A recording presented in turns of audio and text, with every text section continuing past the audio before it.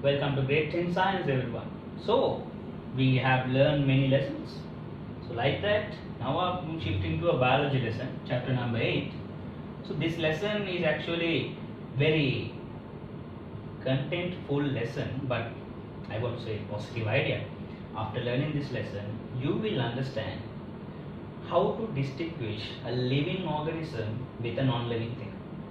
Already you know the basic ideas, but we are deeply learning living characteristics.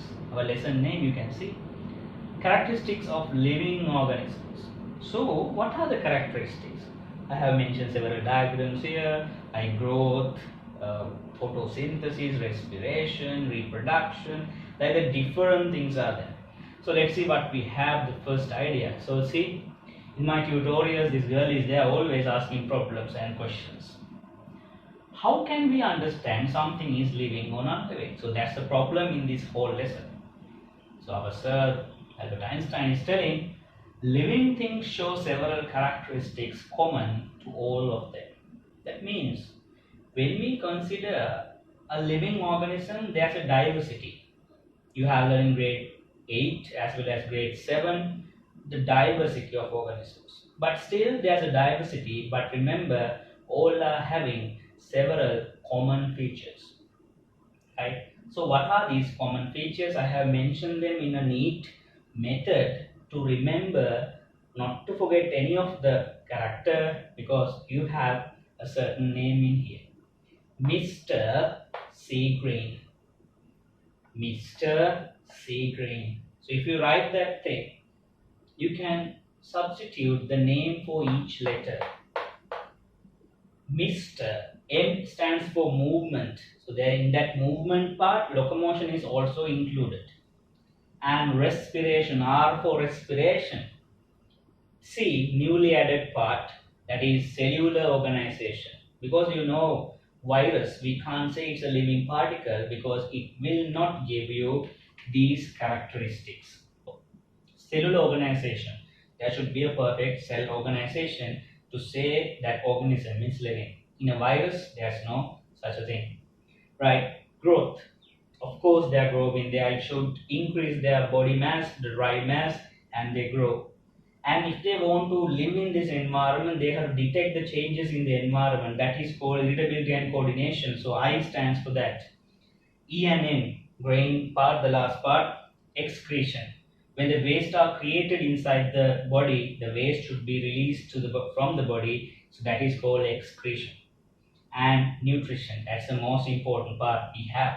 So when we want to develop our body, we are also living organisms, we need nutrients. So that is called nutrition. Acquiring the raw materials and energy as food is called nutrition.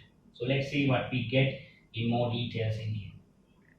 First level we are learning the movements. So in this we are learning very simple ideas.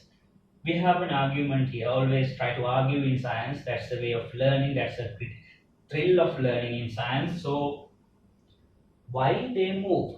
That's the reason why they move. There are three reasons why they move.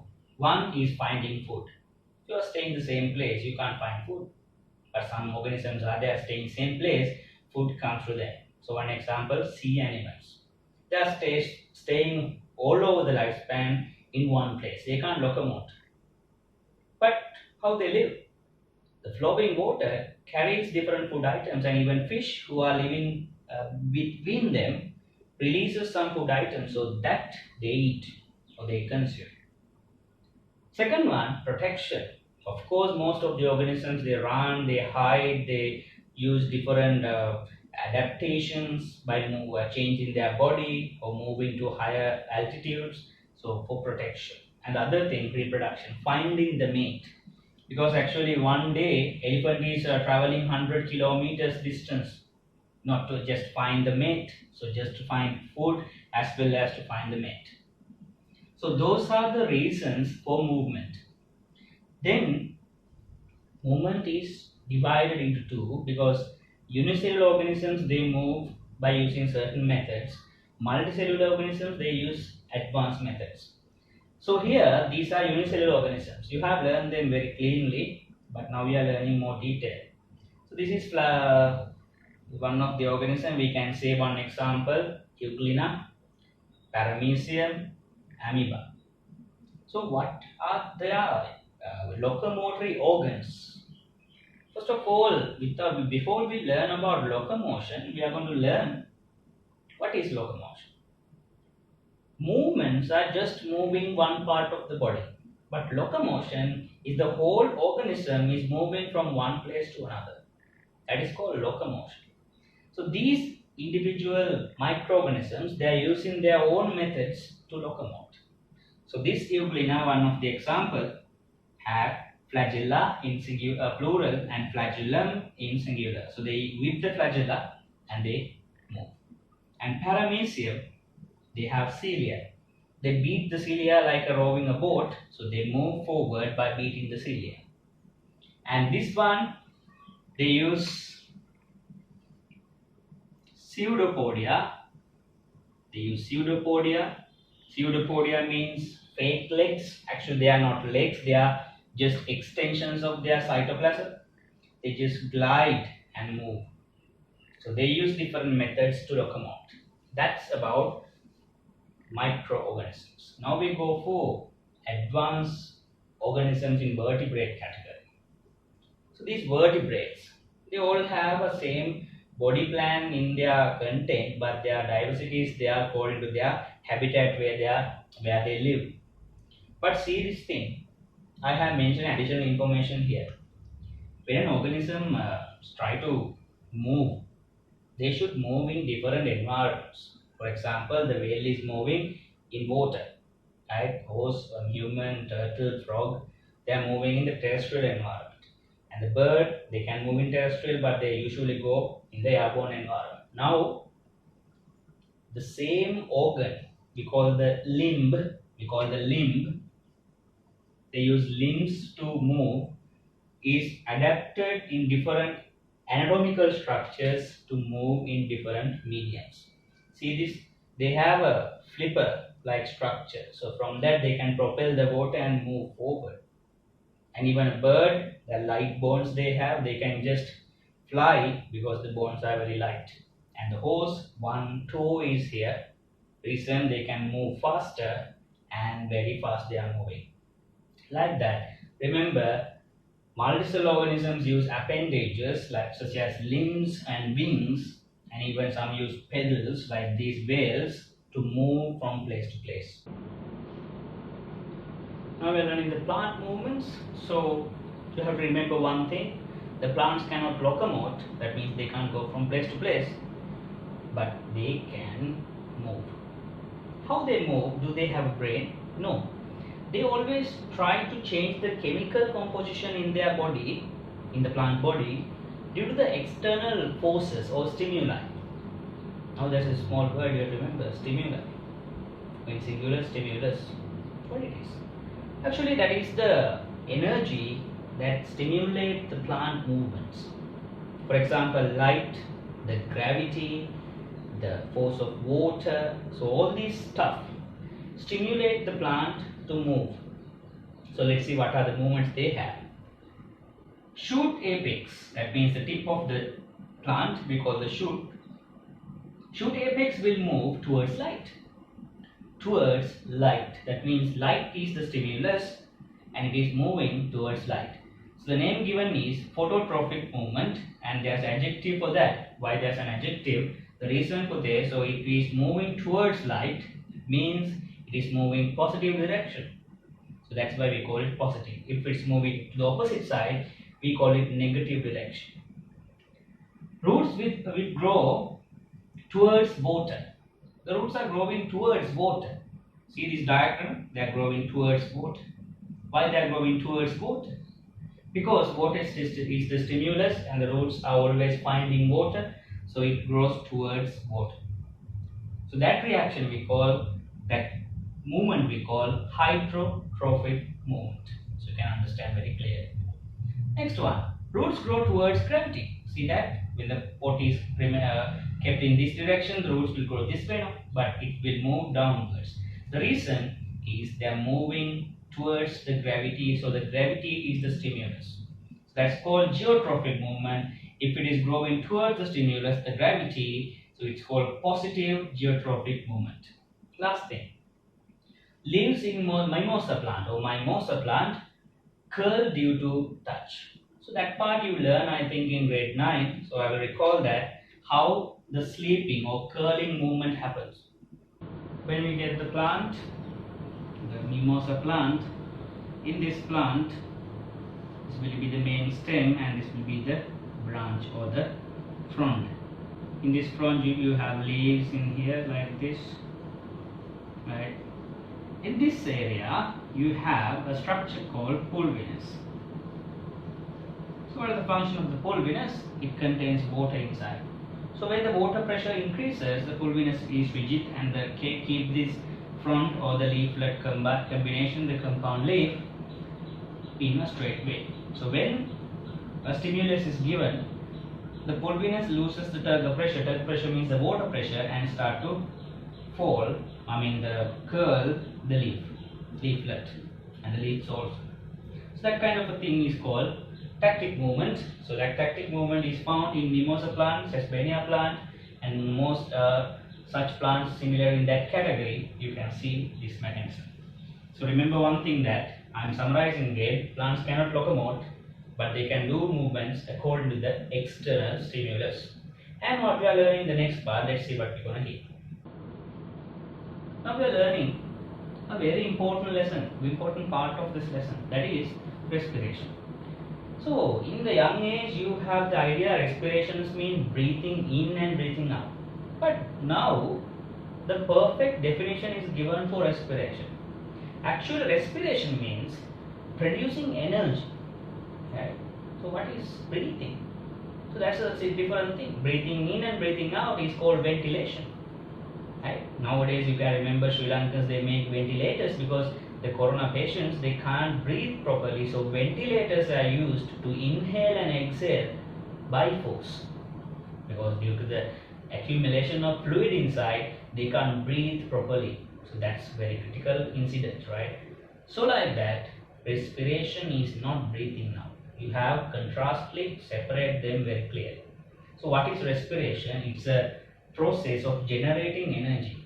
So generating energy is done in the cell. So the cell is carrying different chemical reactions. So cell is a living thing. So if chemical reactions happen in a living thing, living organism's body, those are called metabolic activities. For any metabolic activity, they need energy. So energy is produced inside the cell or inside the living organism by the process of respiration. So definition very clearly mentioned here. You can understand the definition. A series of biochemical reactions, they release energy for metabolic activities of the body. So metabolic activities, I will recall again, this is combined word for all biochemical reactions that happen in the living organism. Now, what is the use of this energy of respiration? The energy generated from respiration is used for one thing, digesting food. The enzymes are using the energy. And movement of and locomotion. So much of the energy is needed for movements and locomotion. And also growth and development, the building of the body, you need energy. So those are the purposes of energy in the living organism. Now generally the process of respiration requires oxygen gas and release carbon dioxide gas as the waste product. See this. Oxygen is needed for the process of generating energy in respiration, and from that process carbon dioxide is released as the waste material. Even water is released. So we are going to check in this experiment, activity 1, actually it is correct or wrong. What are the two opinions we have? One is we are going to understand whether oxygen is needed. Another thing we are going to understand whether carbon dioxide is released. I will explain the setup now. So the objective is detecting whether a respiration process releases carbon dioxide and absorbs oxygen. But here the highlighting idea is we are going to detect the release of carbon dioxide by the living organism. For that we are using a frog here. Even instead of a frog we can use a rat, right? So any organism, but don't hurt animals. They're used in experiments all the time in all the parts of the world, but try to minimize it, because we have to use them but not to hurt them, right? So let's see in the setup what we have. First I'm just introducing the chemicals what we have: KOH, lime water, a frog, and lime water again, and water there. Then you can see the tubes, right? One tube is at a level above the water level, and the other tube which is entering is at, inside the liquid. KOH is potassium hydroxide. It's a base. So why we use these chemicals? Now there's a problem. Listen very carefully. Now this organism used oxygen. We have that hypothetical idea. But if that organism uses oxygen, you have to give oxygen only, not all the gases. If you give all the gases, like the atmospheric air already have carbon dioxide, your experiment is utterly failed, right? So remember, we have to filter the air which is entering to the setup and remove the presence of carbon dioxide. We are only collecting the carbon dioxide released by the frog. So what we do, we filter the carbon dioxide by these two setups. Here we have KOH, a very strong base, but the function of this is to take atmospheric air containing a collection of gases, and that gas bubbles inside.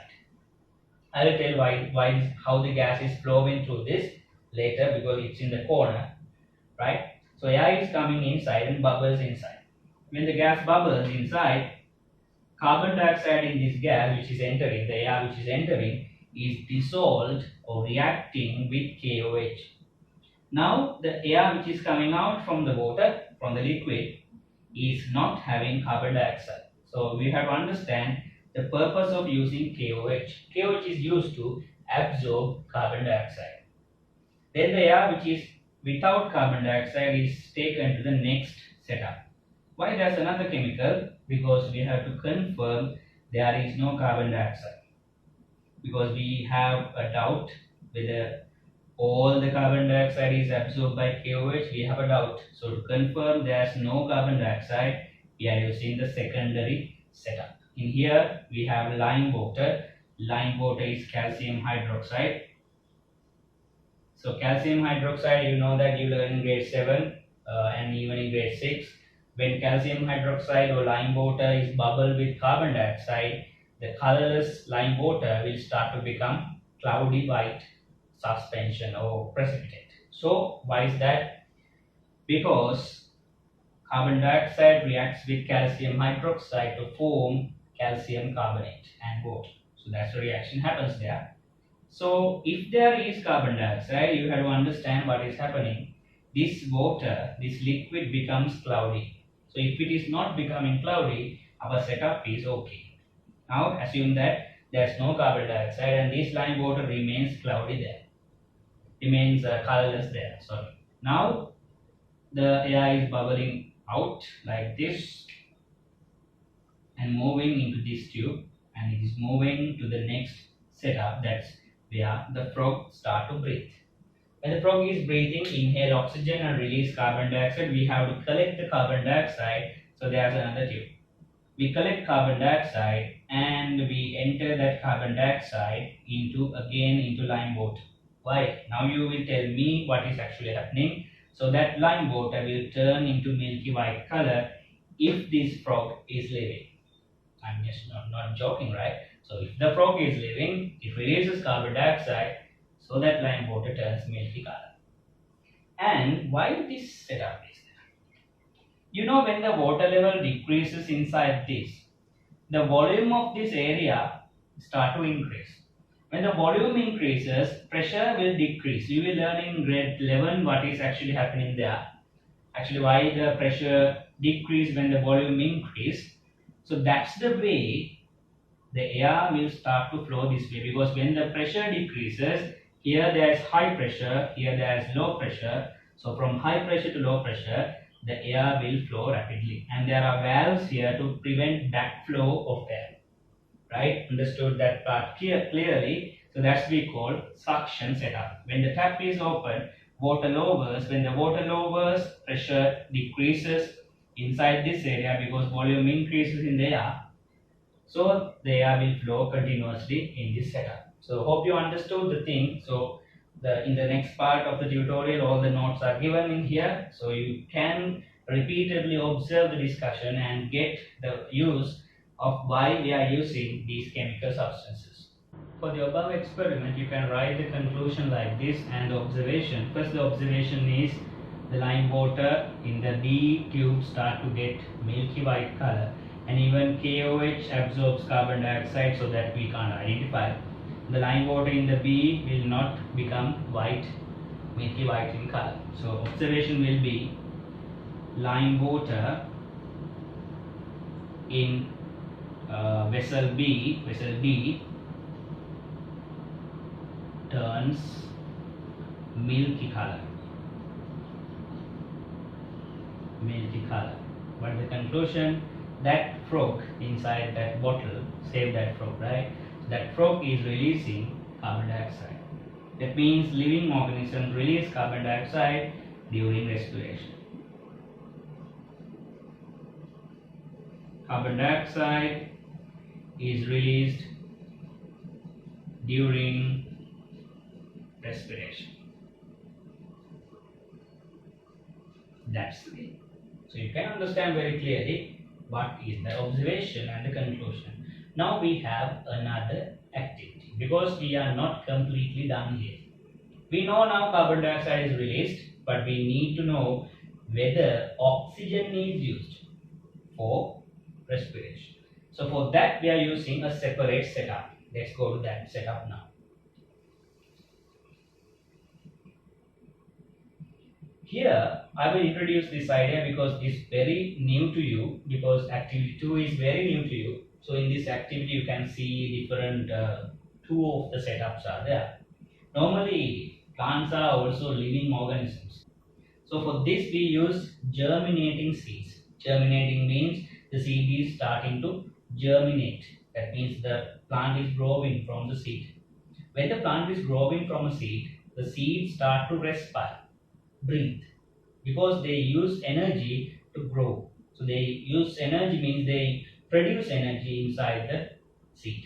So we use the idea, we catch that point, and we now use a method to detect whether living respiratory mechanism uses oxygen for respiration.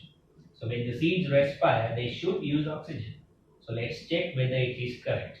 Now you can see two setups are there. Normally we use apparatus A and B in all the time or in most of the experiments. And here this is just the experiment. And this is another type of experiment. But here you can see KOH chemical is missing. So this is we call the controller experiment, and this is called the controlled experiment. So this is the real apparatus setup, and this is run to find whether there are errors in the previous setup. So this is called the controller, and this is called the controlled experiment. Now, why the purpose of using KOH? Because this is sealed and there is a tube with a tap-like structure, so we can close it after adding seeds and water. So why we close it? Because preventing the exit or entry of air from the surrounding again. So now it is sealed in here. Now KOH is added in here. When KOH is added, the atmospheric area inside contains carbon dioxide because the air was there previously came from the atmosphere. So the carbon dioxide in this environment is absorbed by the KOH. And even when these seeds germinate, we found something, they release carbon dioxide. They respire. So that carbon dioxide also absorbed by the KOH. Now why does colored water and a tube like this? Now when oxygen is used, assume that this organism, this seed is using oxygen, we have to identify that. When oxygen is used, inside this area, the volume should decrease now. But it will not decrease if you don't have KOH, because the decline of volume by oxygen will be replaced by the carbon dioxide released during respiration. So we have to avoid that collecting carbon dioxide inside the tube, inside this conical flask. So what we do, we use KOH to remove this. So we have contrastly now idea that if the oxygen is used, the volume inside this decreases. When the volume decreases, to fill that volume, air will come from the tube. Now that air is attached to the water level or the colored water, so the colored water also comes in when the volume of air start to decrease in this. So when oxygen is used, this water level should rise up. But here there is no KOH, that means oxygen is utilized, carbon dioxide is given out. So there is no net difference in the air.